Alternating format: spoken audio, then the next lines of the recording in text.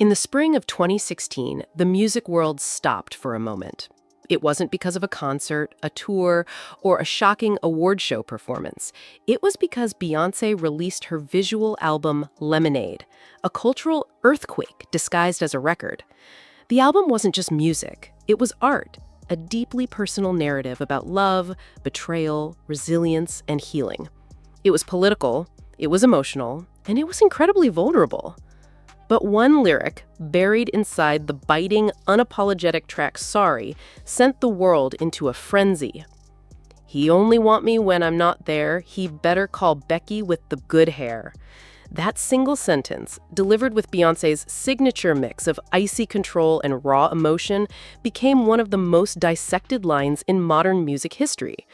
Who was Becky? Was she a real person?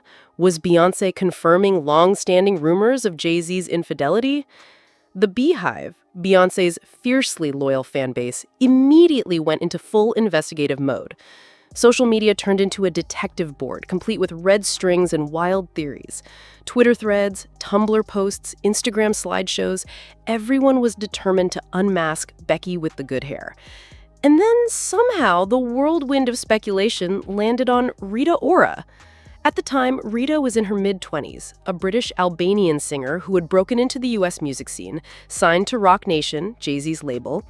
She was beautiful, stylish, outspoken, and had just enough proximity to the Carters to make her an easy target for gossip blogs. The evidence? Practically non-existent, unless you count a lemon-colored bra and a necklace with the letter R on it. In April 2016, Rita posted a playful Snapchat selfie wearing the yellow bra and showing off the pendant. Within hours, screenshots began circulating online. Fans, twisting logic into pretzels, claimed the R pendant could be flipped around to look like a J. Combined with the lemon color, an obvious nod to lemonade in their minds, the conspiracy was born. Rita Ora must be Becky with the good hair. It didn't matter that Rita had been in the middle of filming 50 Shades of Grey at the time, or that she had no history whatsoever of being romantically linked to Jay-Z. Once the internet smells a scandal, facts are irrelevant. Rumors began to spread at lightning speed. Gossip columns published speculative headlines, Instagram comment sections turned toxic, and her name started trending for all the wrong reasons. Rita later described the experience as surreal and devastating. Speaking in June 2025 on the Begin Again podcast with Davina McCall, she said, "It wasn't real. Of course not. Absolutely not. I wish I had good hair. That was the first time I experienced what it means to be in a messy situation. I was so confused. I was like, why is this happening to me? What have I done?" Behind the scenes, however, something unexpected was happening. Beyoncé, the very woman the internet assumed would be furious, was quietly stepping into the role of protector. While the world gossiped, Beyoncé reached out in kindness. Rita calls her a fairy godmother and a big sister who looked out for her during one of the most stressful moments of her career. "She was my protector. That's what's insane, because there was nothing but love," Rita recalled. She explained that Beyoncé had been supportive from the very beginning, long before Lemonade, long before the rumors.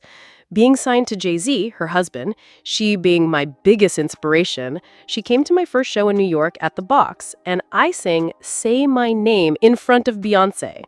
Imagine the pressure, performing a Destiny Child classic in front of its original singer, and yet Beyoncé encouraged her, cheered her on, and treated her with warmth.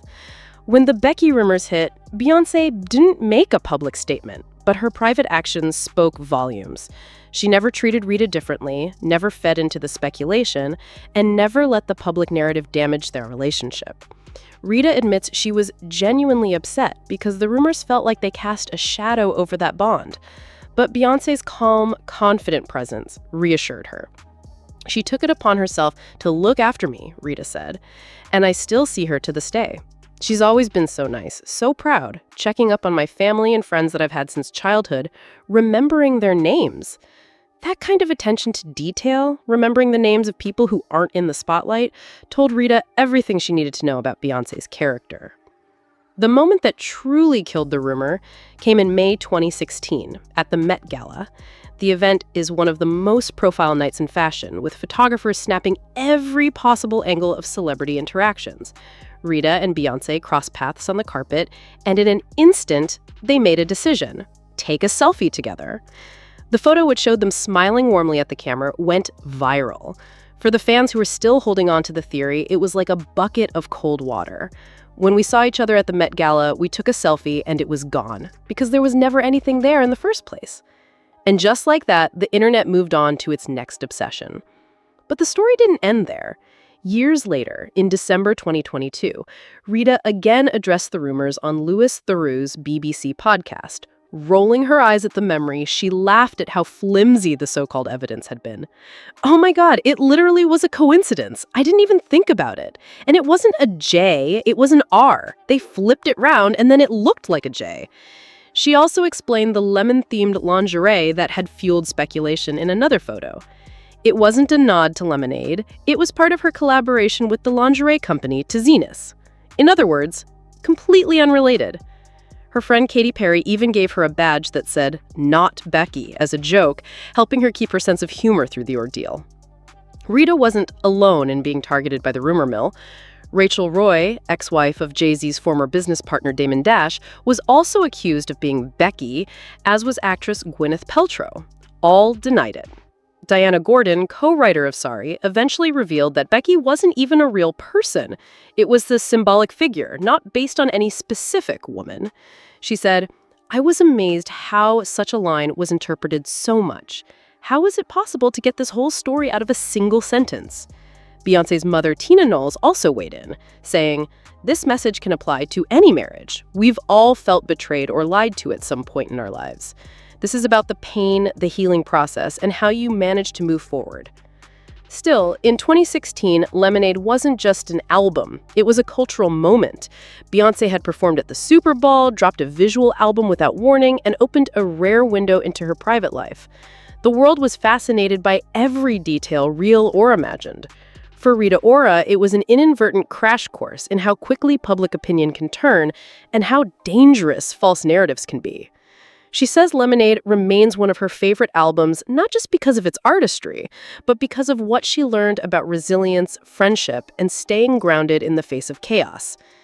Today, Rita is married to New Zealand director Taika Waititi and thriving in both music and acting. She has left the Becky rumors far behind, but the bond she shares with Beyoncé remains.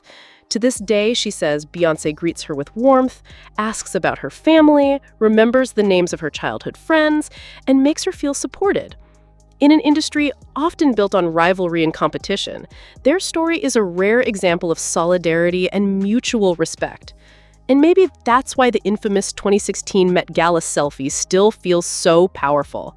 It wasn't just a photo, it was a statement, a silent, smiling way of saying, "We know the truth," and that's enough.